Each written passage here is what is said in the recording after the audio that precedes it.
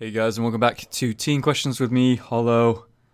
Some more tea right here. Some more questions, shockingly enough. So we're going to start with the tea and then follow up with the questions. I think that's a good way to do things. So yeah, I don't really have much to say before we start, so let's actually begin straight away. So the first question comes from Leigh Moran.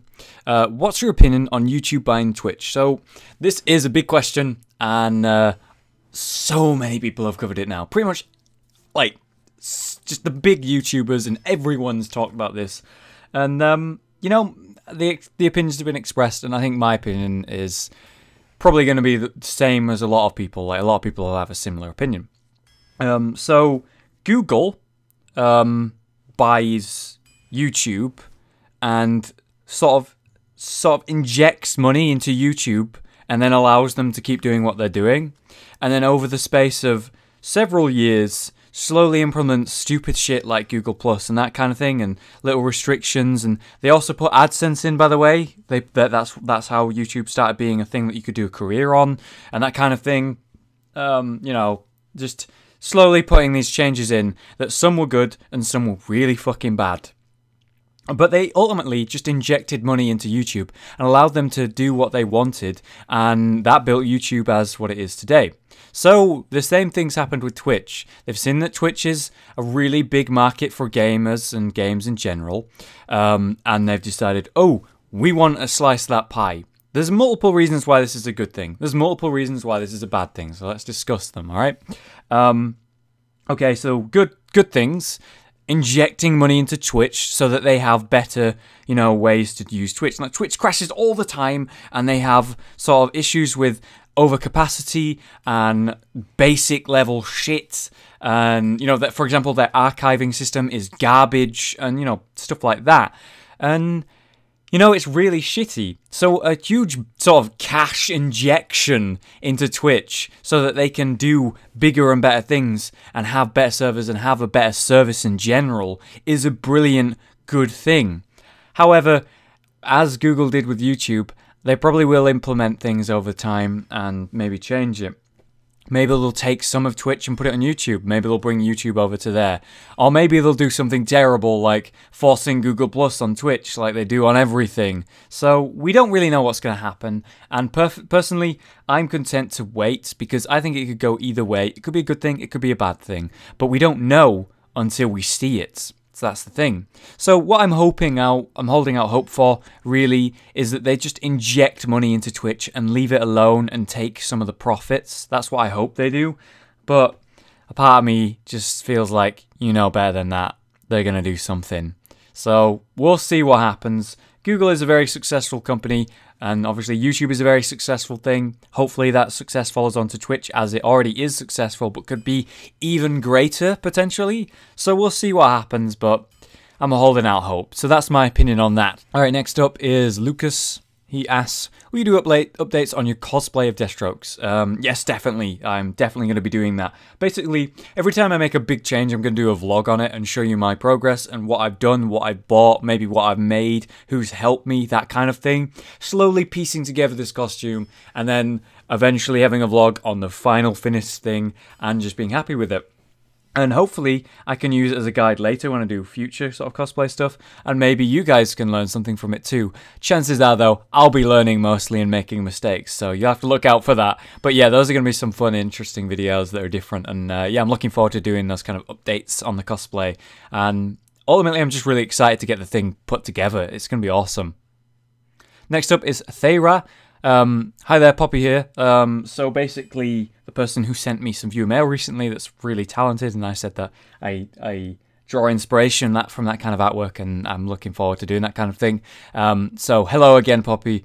My question is, do you think it's better or more important for someone to follow a vocational future in terms of work or lifestyle, for example, how you decided to carry on with YouTube, or to stick with what would be more realistic and safe? I think this is a really interesting question. So if you don't know, currently YouTube is my full-time job. I've taken a risk, and I don't really do anything else right now, and I live with my parents, and it's given me this nice period of time where I can focus on YouTube and see what I can make from it.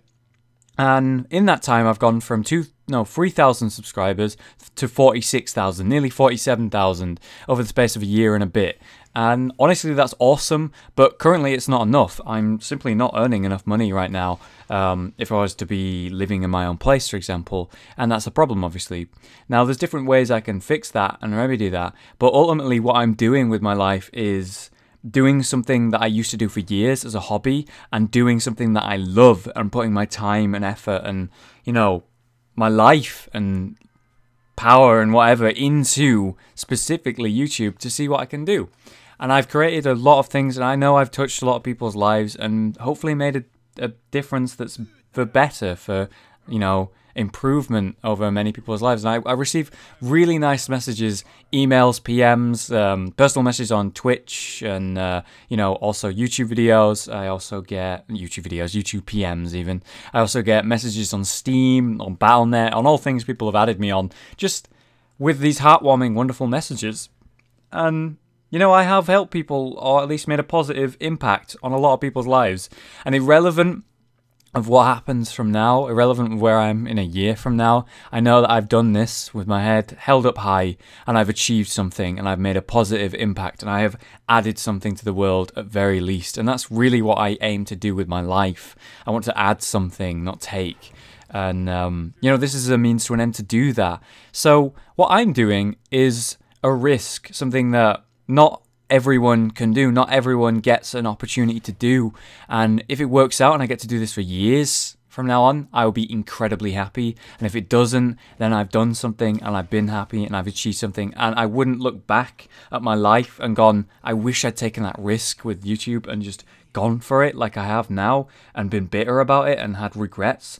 Whereas now I won't have those regrets, and I'm really happy that I did that. Whereas versus realistic, safe options where you might be doing something you're not that interested in, but it's a means to an end, it's money, then sure, you have money to do things that you enjoy, but you may hate the larger portion of your life doing something like that, Work, unfortunately, is a huge chunk of your life, and you may as well do something that you like, is my opinion. So for me, I think it's better to take a risk and go for something that you honestly feel that you love, that you care about, that you put your heart and soul into. Don't do something because you think other people have fun doing it. Don't do something because other people think you should. Don't do something because, you think you'll get rich quick and that kind of thing. Do something because you have a passion for it, the way I have a passion for my YouTube channel, the way I have a passion for making videos. Do something because you have a passion for it and you will enjoy it, and then you will in turn enjoy the majority of your life. And that's what I think is important, and that's what I think you should do as a person. I might not be right, I'm 21 years old, I don't know everything, I know far from everything, but that's my opinion on that, so I hope that helps you. Alright, next question comes from Wouter. What small things in life make you happy? And I was thinking about this, and I kind of like the question. A lot of things make me happy. Simple things usually, like sitting in the sun and just thinking and resting. The sound of wind when it brushes through like a forest and goes through trees, for example. Cooking and making your own meal and the smell of it, and then when it's finished and the end result. Or after a hard day, just a warm meal after a hard day doing whatever. The feeling of endorphins that you get after hard exercise and a shower, and then that moment of just bliss where you just feel relaxed and your body feels good and you've achieved something that day, irrelevant of anything else. There's a lot to life that, small as it is, these little small things make a huge difference and have an impact and make life worth living. And there's a lot of them, but those are just some that I think off the top of my head. And obviously, tea is pretty good too. Next question comes from Aimhawk, the Aimhawk. She made a Mapshot map, I believe. It was really cool, like a piano song. I remember that well. It was really cool. What helps you when you need cheering up? Honestly, taking my mind off of the thing that makes me sad. If there's something in my life that makes me upset, that makes me depressed or whatever, I find the best way to deal with it is to remember what I have and what I enjoy and what I'm grateful for. I'm lucky, I'm doing okay. Sure, you can be like, there's people who are starving, you're fine, stop overreacting. But sometimes you just have to let sadness and bad things flow through you and just accept it and then move to a higher ground, move to a better place. For me, I find reading and taking my life to another place and sort of reading about a different world and these characters and being attached to them and then learning about that takes my mind off of things. And then the little things in those books, for example, or films or TV shows, whatever you want to do, the little small things that you notice that make these characters happy and these experiences and these wonderful things that you may read or watch that take you away from your own life for a little while remind you that things aren't ever as bad as they seem, and you can always get through any bad thing at any point if you just give yourself a push and try. It's okay to feel bad. It's okay to feel like you need cheering up, you know, being at that stage in your life or being at that level. And it's okay to feel sad.